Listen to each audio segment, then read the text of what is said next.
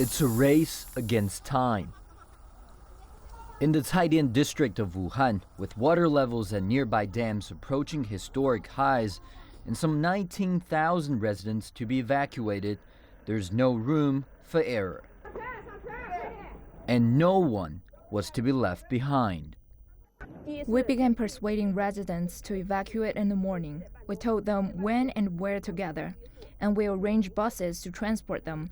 For the weak and the elderly, we have to arrange special pickups too. But what's been harder than the logistics is the convincing.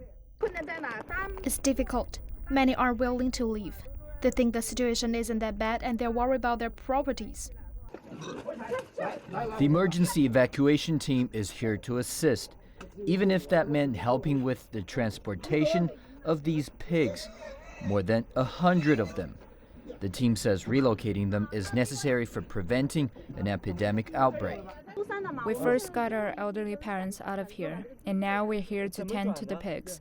My parents put a lot of efforts into raising them.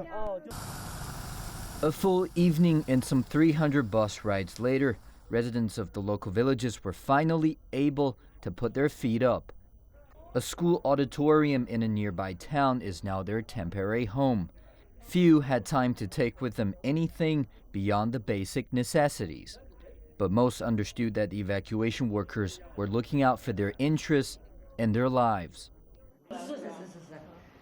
We have to listen to the evacuation workers, otherwise we could be washed away by floods by now. Across China, millions of people have been displaced by floods.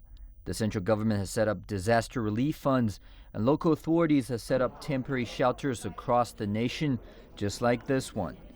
But for many of these people, in spite of their exhaustion, sleep is probably the last thing on their mind right now. Haojun, CCTV.